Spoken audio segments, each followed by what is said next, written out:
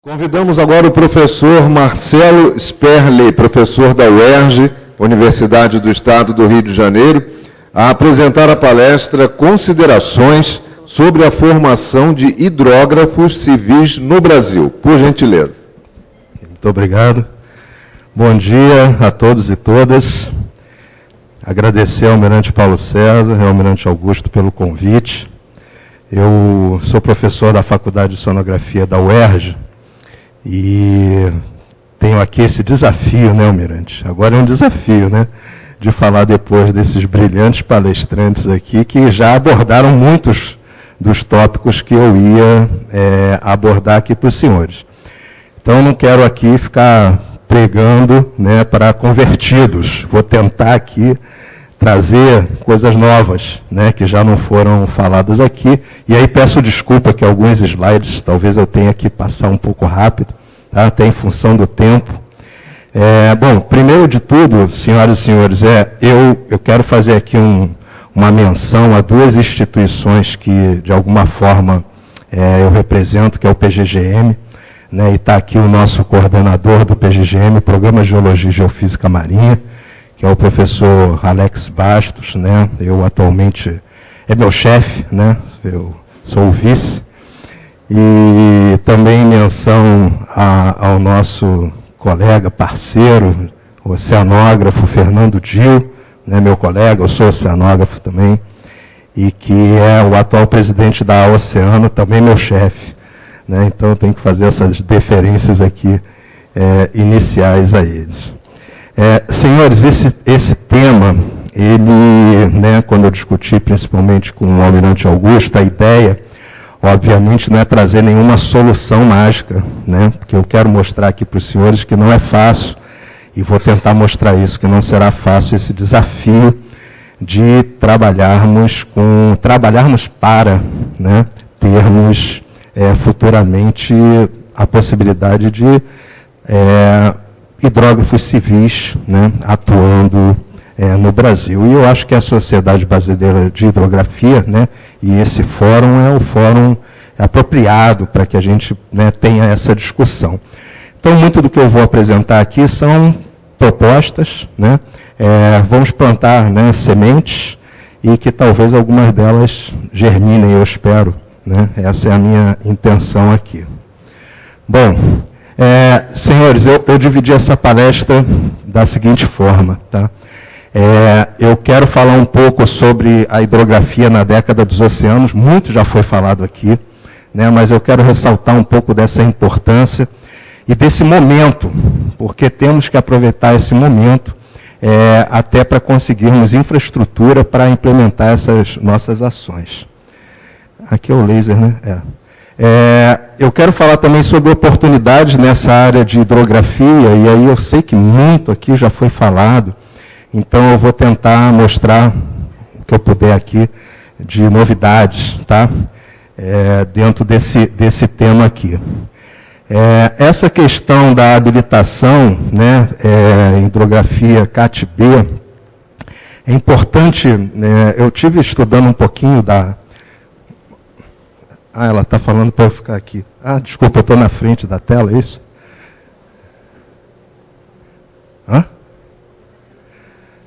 Tá. Pô, tem que aparecer ainda no filme.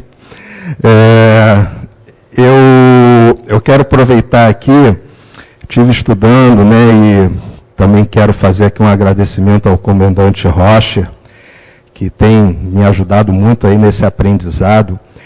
A nossa proposta inicial é uma certificação, né? Eu acho que seria um primeiro passo para tentarmos futuramente criar, né, talvez um curso de graduação, né, na área de hidrografia, que teríamos realmente hidrógrafos, né, sendo capacitados e teriam sua regulamentação, etc. O que eu vejo, e nós temos estudado isso, né, juntos, eu e o comandante Rocher, é a possibilidade de termos alguns profissionais que já atuam nessa área de hidrografia, que os senhores sabem, né, que existem muitos profissionais já atuando nessa área, mas tendo uma certificação da OHI, né, onde eles pudessem atuar de forma mais, digamos, legítima, né? E aí vou ter umas considerações finais, tá? Então, rapidamente, eu fiz uma adaptação aqui, tomei a liberdade de fazer uma adaptação da definição de hidrografia, que já sabemos que existem, né, muitas, mas para trazer essa questão importante, né, isso aí é uma adaptação que eu fiz da OHI, né, mas para trazer 2 pontos importantes aqui, né. Primeiro, é essa questão da economia do mar, né, já foi muito falado aqui, e realmente temos aí oportunidades enormes de trazermos muita contribuição na área de hidrografia para a economia do mar. E a questão também que está por trás da década dos oceanos, que é trabalharmos dentro dessa ótica do desenvolvimento sustentável, e eu vou fazer alguns comentários aqui ao longo da minha apresentação sobre isso. É para cá? Bom, importante, né, nessa questão, e já foi falado aqui muito, nós estamos vivendo uma era de automação e entrega, né, entrega de produtos e serviços em tempo quase real. E isso é um grande desafio, né, na área de hidrografia, na área de oceanografia, em todas essas áreas que a gente trabalha. Então é muito importante, né, já foi falado aqui várias vezes, essa questão tecnológica que está por detrás, e vem aí a ISO 100, a S100, que vai revolucionar, né, essa nossa atividade. E essas entregas, elas dependem basicamente de dados que precisam ser adquiridos em tempo real, ou quase real, né? E precisaremos de muitos profissionais, desde lá do profissional que vai estar lá no campo, né, instalando as boias meteoceanográficas, por exemplo, e dando manutenção contínua nelas, e fornecendo, né, dados para quem vai estar no escritório trabalhando em tempo real, que vai fornecer para a autoridade portuária, né, por exemplo. Então, isso aqui já é por si só, né, um grande desafio aí que nós temos. Tá? E aí, foi falado aqui, né, bastante também, e dessas atualizações, dessa visão da hidrografia como uma área, né, multidisciplinar, e com muitas outras áreas das geociências. E aí eu fui dar uma olhada na nossa Norman 25, né, que, claro, tem uma preocupação muito grande com a segurança da navegação e sinalização náutica, e é para isso que ela existe, mas lá já temos, né, esse passe, eu diria, né, esse passe que já está estabelecido para que a gente tenha essa possibilidade de trabalhar com dados integrados, né, de outras áreas, né. Então isso aqui já está definido na Norman 25, e eu acho que já é algo que nos coloca um pouco, né, à frente nessa direção de utilizarmos uma normativa técnica que já nos possibilita, né, esse trabalho para a obtenção de dados geocientíficos, vamos chamar assim. Tá? Então, isso aqui é um destaque que eu gostaria de fazer, que já estamos, né, oficialmente trabalhando nisso. Bom, aqui esses slides, eu procurei pegar aqui as principais áreas onde nós podemos atuar, né? E é claro que na área, né, portuária, todos nós aqui já trabalhamos há muito tempo, mas é muito importante a área de pesca também, né? Nós temos muitos problemas hoje associados à questão de pesca no Brasil, né? E, obviamente, toda essa infraestrutura depende da hidrografia, né? As eólicas, né? As eólicas hoje em dia já é praticamente uma realidade, tem toda essa fase aí de licenciamento que, né, ainda está polêmica, mas já existe muita preocupação com a instalação dessas eólicas em vários aspectos, né? E aqui nós temos alguns deles, por exemplo, né? Temos aí toda uma série de cabeamentos submarinos, né, que alguns existem, mas tendem a cada vez mais ser implementados, não só a nível internacional, mas a nível também mais nosso, local, regional, né? Por exemplo, a Petrobras agora está interligando todas as suas plataformas da Bacia de Santos num único hub de fibra ótica, né? E acho que já está partindo também para a Bacia de Campos. Então, essas diversas atividades, né, já foi falado aqui muito da importância na parte fluvial, né, e nas nossas hidrovias, né, tão importantes. A parte de petróleo, que nós já conhecemos bastante também. A aquacultura está chegando, já é uma realidade internacional, e a aquacultura está chegando com força no Brasil, né? E vários tipos de cultivos diferentes ligados a essa área de aquacultura, desde moluscos, crustáceos, algas, né?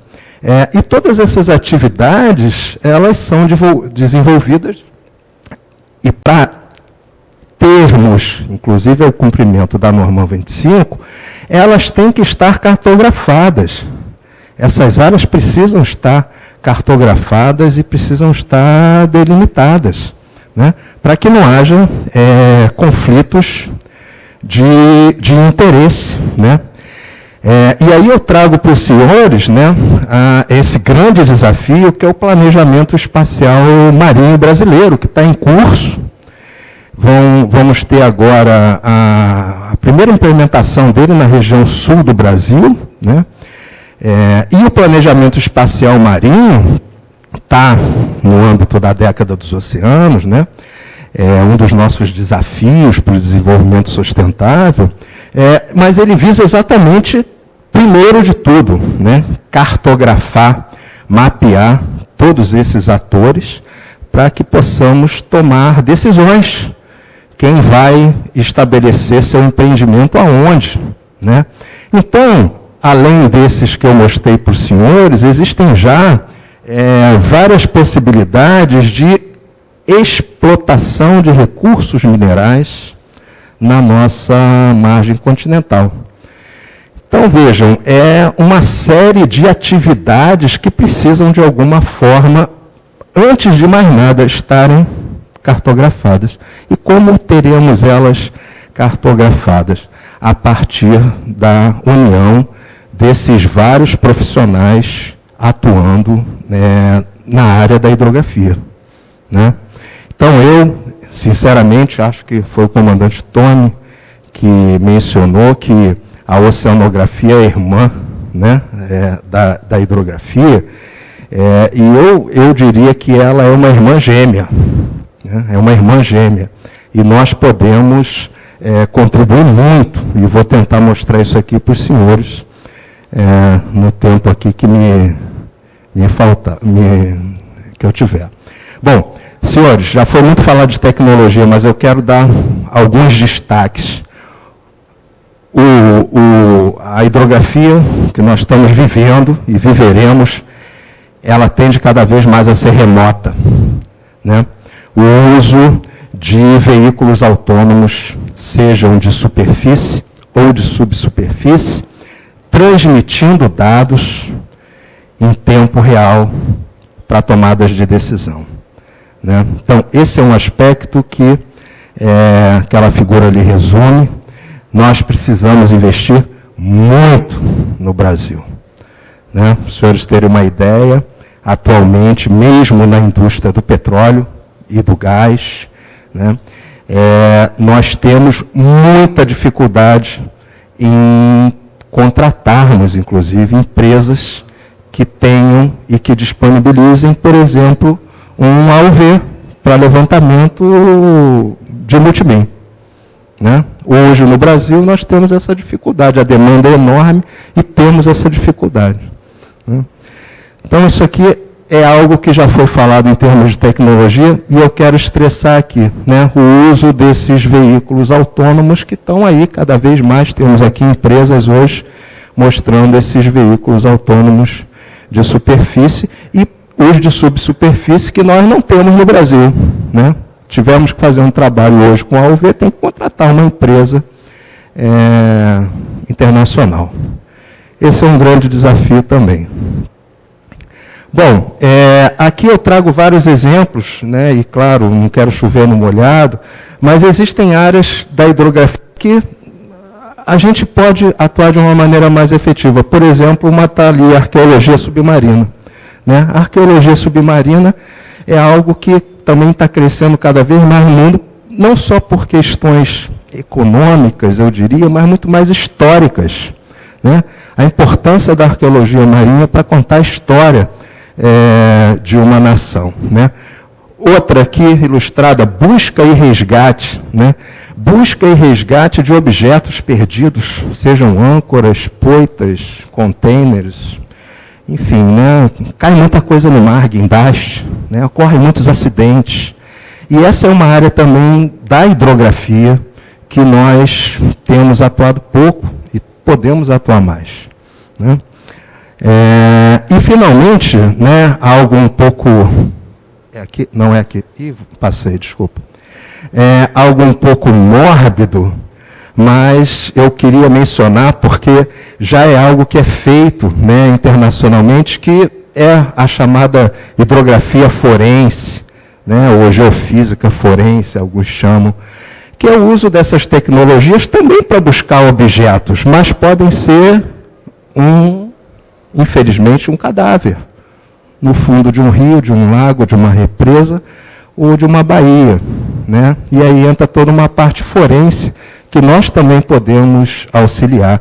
Então, vejam, senhores, é um mundo de oportunidades, né, que nós temos e não podemos, obviamente, sem demérito, deixarmos de observar essas oportunidades, porque elas também vão trazer infraestrutura e recurso para o que classicamente nós já fazemos, né, que é cuidar da segurança da navegação, principalmente.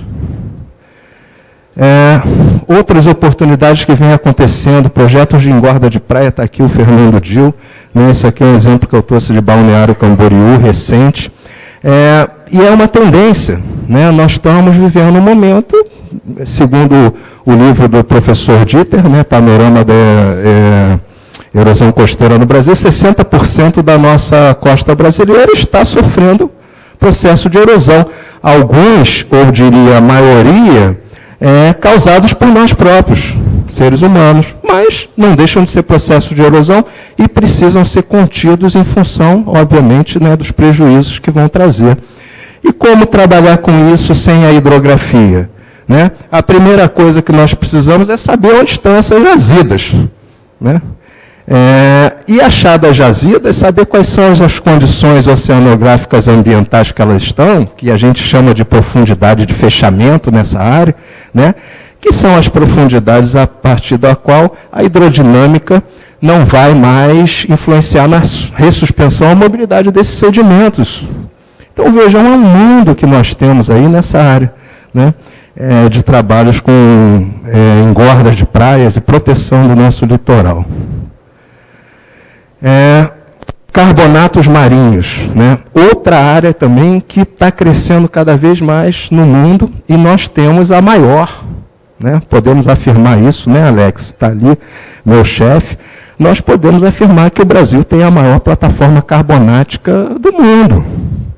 E esses carbonatos, eles servem para uma infinidade de coisas, mas prioritariamente eu diria agricultura, né, para retificação dos solos, correção de solos, alimentação dos animais, indústria de cimento, siderurgia, enfim, é uma infinidade, e é um produto, o carbonato marinho, como ele é um produto de fragmentos de algas calcárias, principalmente, né, e corais, ele é um produto inerte, mas altamente selecionado. E aí os senhores vejam aqui nessa imagem as diversas possibilidades de granulometrias desse produto, e cada uma delas se aplica a uma dessas áreas econômicas diferentes. Precisamos fazer o quê? O mapeamento dessas jazidas.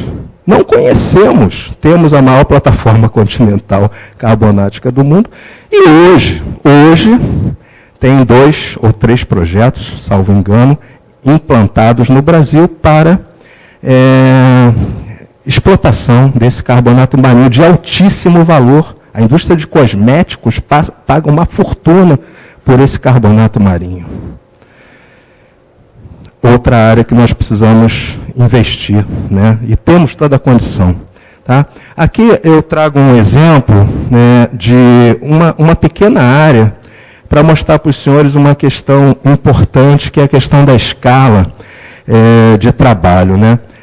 Quando a gente observa uma área dessa numa escala de 1 para 100 mil, é claro que a gente tem uma definição, são imagens de sonar, né? Sonar de varredura lateral. A gente tem uma definição das principais ecofaces, né? Agora, quando a gente trabalha numa escala de 10 mil, a gente tem uma outra visão totalmente diferente. E o que acontece hoje em dia, né, e esse é o grande esforço que eu acho que aí a hidrografia tem muito a contribuir, é que os levantamentos, até mesmo que vêm sendo feitos para mineração, não atendem ao mínimo de escala exigido. E aqui está um exemplo deles. Né? Como a gente numa área, aqui nós estamos vendo uma área de 1,2 km por 500 metros, uma área relativamente pequena. Vejam a diversidade de fundos que nós temos. Né? As areias siliciclásticas ali, aqui mais claras, né? Os carbonatos marinhos e as concreções. Essas são áreas de exclusão. Concreção é área de exclusão. Então, a gente não tem como falar de planejamento espacial marinho e tudo isso, e investimento nessas áreas, sem esse conhecimento da hidrografia. E eu considero que isso aqui é um excelente exemplo de um trabalho de hidrografia. Né? E tecnologias que hoje permitem, né, você fazer uma classificação automática dessas imagens. Então, numa área dessa, vejam esse exemplo, nós coletamos 3 amostras, obviamente uma em cada ecoface distinta, e colocamos num processador digital de imagem que fez uma interpretação por módulo de objetos, etc., supervisionada e nos definiu limites que visualmente nós não conseguiríamos traçar esses detalhes. Então vejam quanta coisa que tem e quantos profissionais poderiam estar envolvidos nisso. Alguns fazendo os levantamentos, outros os processamentos, outros as interpretações. E eu acho que o hidrógrafo, né, ou quem quer trabalhar com hidrografia, precisa ter esse conhecimento. Bom, perdi o tempo. Quanto tempo eu tenho? Mais ou menos. Né? Já acabou? Então eu vou em frente. Olha, tem vários exemplos aqui de recursos minerais, não quero tomar muito tempo, só quero dizer, vou pontuar algumas coisas aqui importantes. Senhores, o nosso conhecimento da plataforma continental brasileira, em termos de recursos minerais rasos, estou falando de plataforma continental do ponto de vista geológico, tá certo? Profundidades aí até 150, 200 metros. Nosso conhecimento ainda é, raras exceções, raríssimas, o mesmo da década de 80, quando fizemos o nosso projeto REMAC. Então é um absurdo. Né? Nós temos tudo para melhorar esse conhecimento, e ali eu trago 2 mapas, que eu não vou entrar muito em detalhe, mas esses são as áreas de recursos minerais rasos, mapeadas pelo projeto REMAC, e esse aqui é um mapa atual do Serviço Geológico do Brasil, onde foram inseridas algumas áreas novas, basicamente áreas na área internacional, né? Área de jurisdição internacional. Evoluímos muito pouco no conhecimento da plataforma continental. Depois, na parte de tarde, podemos fazer uns debates. Vou adiantar aqui que estão me cobrando, está todo mundo com fome, não posso deixar de falar das oportunidades nessa área internacional, dos sulfetos polimetálicos, muito importante esses sulfetos, e aqui eu trago algumas informações rapidamente.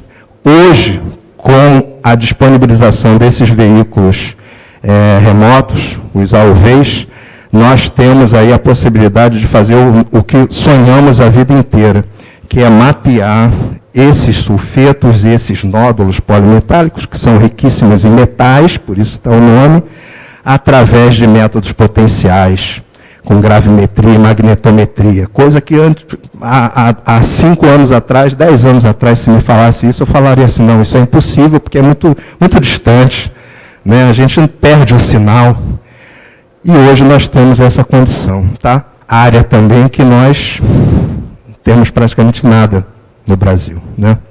Pouquíssimas pessoas trabalham com isso. Estão aí os nódulos que todos conhecem, vou passar, as crostas cobaltíferas que todos conhecem, elementos riquíssimos. Toda a tecnologia atual, né, de energia verde depende desses elementos, tá certo?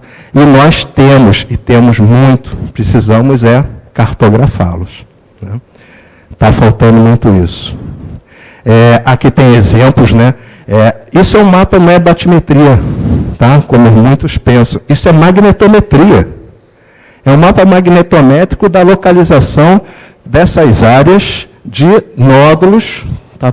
Nódulos e crostas cobaltíferas.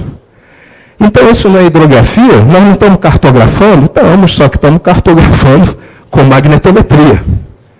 Tá certo? Precisamos utilizar essas técnicas. Temos tudo para isso. Aí tem um exemplo. Essa explotação, obviamente, está ainda em fase de implementação, mas ao menos alguns testes com esses veículos, que vão ser robôs, que vão explotar esses minerais, né, em águas internacionais, eles precisam de uma informação essencial, que é o levantamento batimétrico dessas formas. Porque cada veículo desse que vai explotar esses minerais, ele tem uma capacidade de movimentação no fundo totalmente diferente, que depende essencialmente de como é esse fundo. E está aqui, estamos aqui nós para fazer esse mapeamento com os nossos lindos multibins que estão por aí. Então, nós temos tudo, temos que entrar nessa área também, né? E nos preparar para essa área. Bom, eu quero fazer um destaque aqui, tá? Algum dos senhores falou dessa integração, e esse é um projeto muito interessante, inclusive o coordenador desse programa está aqui também, né? É o meu chefe também, que chama-se GeoReb. Eu convido todos, depois vamos conversar com o Alex, a entender um pouco sobre isso, que é a integração entre a geologia, a hidrografia e os ecossistemas de fundo, tá? Por quê? Porque nenhuma dessas explotações deve ser liberada sem um estudo dos ecossistemas onde esses minerais existem, tá? Então é um grupo muito interessante, tem muita coisa para ver aqui. Depois vocês conversem aí com o Alex, vale a pena entrar aí, GeoReb. Outro projeto muito importante que nós temos que nos inserir, né, e o PGGM está inserido nesse projeto, é o CIBED 2030. Vejam os senhores, esse mapa aqui é o mapa de TREX, né, dos dados, estou falando agora de batimetria, tá? O CIBED 2030 visa mapear o fundo dos oceanos até 2030, que eu acho que vai ir até 2100, mas temos aí uma grande estrada pela frente, em várias escalas diferentes. Mas vejam, senhores, aqui, né, no nosso Atlântico Sul Ocidental, esses são os dados que nós temos de batimetria, né? E quando a gente coloca isso nessa escala, fala assim, poxa, até que nós estamos bem, né? Nessa escala parece que nós temos muita coisa, mas cada linhazinha dessa aqui, e a enorme quantidade delas, é dado single beam. Então são perfis, são navios que passaram por ali, né? E nós só temos ali um perfil do que é o fundo. Tá certo? Então isso aqui é uma grande área. O Atlântico Sul é uma das áreas menos conhecidas do mundo, inclusive em termos de batimetria. Para os senhores terem uma ideia, quando esse projeto começou, há 5, 6 anos atrás, em escala que é o ideal para um estudo ecossistêmico, e aí estamos falando aí alguma coisa em torno de 1 para 25 mil, os oceanos eram conhecidos apenas 6% dos oceanos, dos fundos marinhos, 6%, escala de 1 para 25 mil. Né? E agora, com várias contribuições a esse projeto, estamos chegando aí na faixa de 20%. Tá? Mas é um mundo de coisas que nós temos para fazer. Né? E isso aqui é hidrografia pura. Temos que nos inserir cada vez mais no CIBED 2030. A Marinha está inserida, já contribuiu com o grid do LEPLAC, etc., mas ainda temos que chegar numa escala, né, de muito maior detalhe. Senhores, a questão agora dos hidrógrafos, né, a formação dos hidrógrafos. Desculpa, eu vou ter que passar rápido. Todos conhecem o curso da Carro, né, 75 turmas, se não me engano, já formadas, etc. E, obviamente, tem um objetivo específico, é um serviço hidrográfico. Né? Mas nós precisamos ampliar isso. E aí veio a ideia, né, dessa palestra de tentarmos fazer esse exercício aqui, que é um exercício hercúleo, né?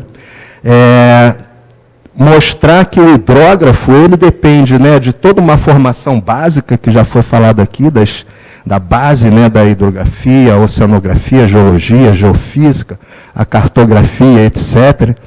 Mas o hidrógrafo 5.0, né, como eu estou chamando, o hidrógrafo 5.0, para ele trabalhar nos portos 5.0, ele também precisa de outras formações, meteorologia, né? Ele precisa de muita computação, tem que ter uns conhecimentos de ecologia e ecossistema, é importante. Né? Hoje a gente depende disso para a aprovação das licenças.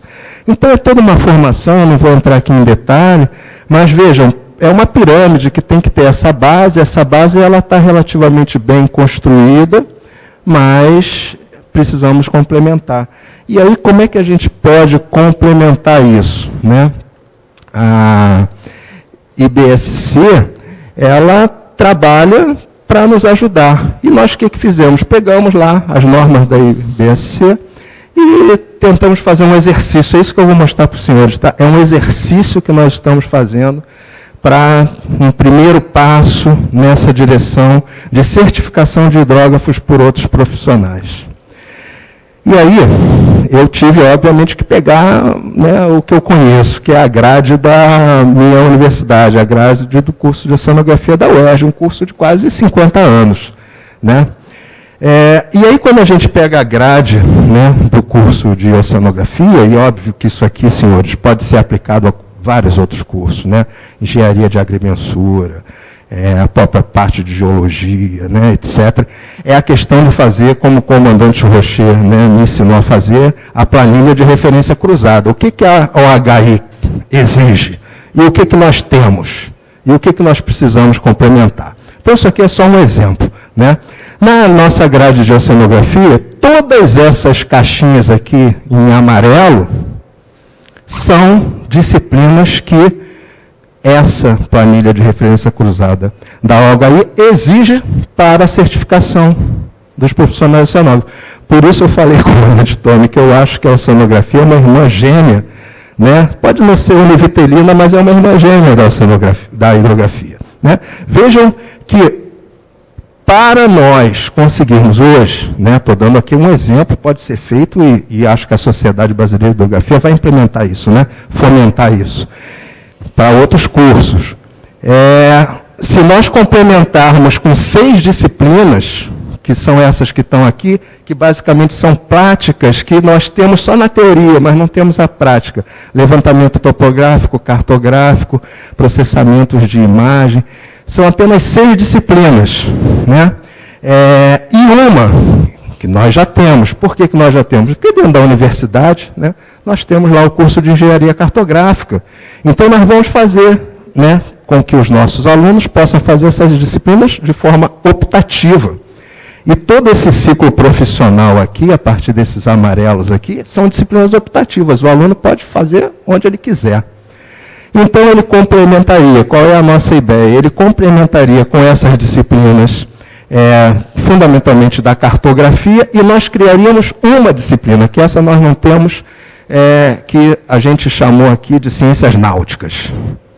Né? Porque isso realmente não temos profissionais dentro da nossa universidade, da UERJ. Né? Não posso falar de todas. teremos que criar isso e colocar na nossa grade curricular.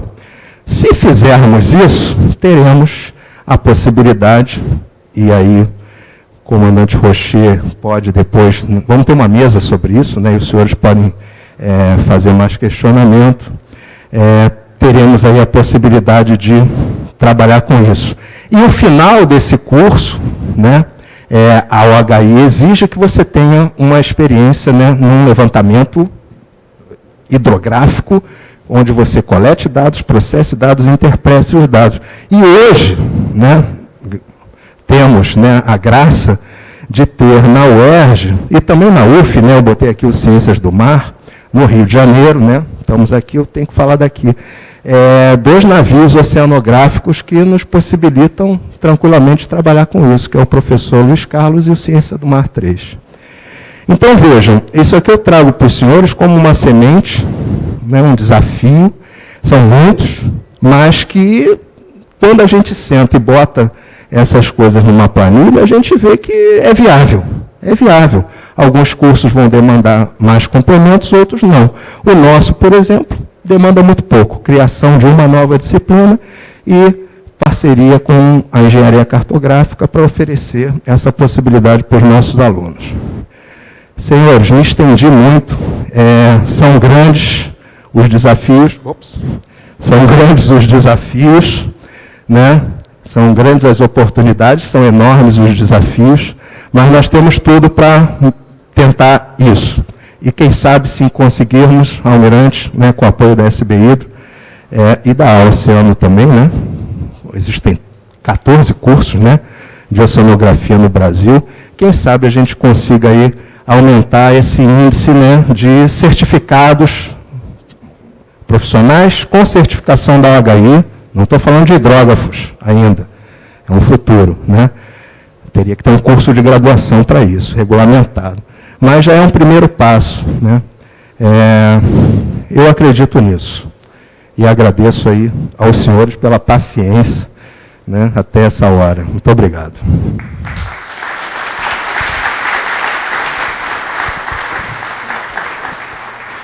Agradecemos a palestra do professor Marcelo Sperli. Eu peço ao senhor que, por gentileza, permaneça para a foto oficial do evento. E nós temos uma perguntinha logo após. Professor Marcelo, a pergunta é do professor Agenor. Ele gostaria que o senhor falasse sobre a embarcação professor Luiz Carlos da UERJ no ensino. Sim. É uma embarcação que foi adquirida há 4 anos, né? É um barco de 30 metros de comprimento, 6 metros de boca. Ele tem uma capacidade para receber 20 pesquisadores a bordo, durante aí um período médio de 20 a 25 dias de mar, né? Claro que é uma embarcação nova, está sendo equipada, a parte principalmente física e química da embarcação já temos condições de oferecer, né, várias possibilidades. A parte geológica de coleta de sedimentos, amostragens também, e estamos aí num processo de equipar ela com equipamentos geofísicos, né, que são equipamentos mais caros, né, de maior valor. E a parte biológica também tem muita coisa que já dá para fazer, ou seja, uma embarcação que está operacional, não sei se eu estou respondendo a sua pergunta, era uma embarcação que o governo do Estado, né, disponibiliza, ela está sob a governança da UERJ, mas ela disponibiliza, obviamente, para qualquer universidade que esteja interessada, né, inclusive para o setor privado, né, já existem algumas parcerias com algumas empresas que estão demandando o uso dessa embarcação. Agora, obviamente que a prioridade sempre é a formação, né? Formação dos nossos alunos, vai ser uma embarcação que certamente utilizaremos nessa formação, dessa certificação dos hidrógrafos, né? Nós temos ali, eu passei batido, mas temos um Centro de Estudos Ambientais e Desenvolvimento Sustentável na Ilha Grande, da universidade, né? Um laboratório multiuso espetacular, onde, por exemplo, muitas atividades dessas práticas poderiam ser feitas lá com o apoio do nosso navio. Então, eu acho que nós estamos aí num bom caminho, né? Vamos depender aí de muita parceria para isso. Se forem essas informações que o professor queria. Perfeito, muito obrigado, professor Marcelo Sperli. Eu peço a gentileza de uma salva de palmas para o nosso palestrante.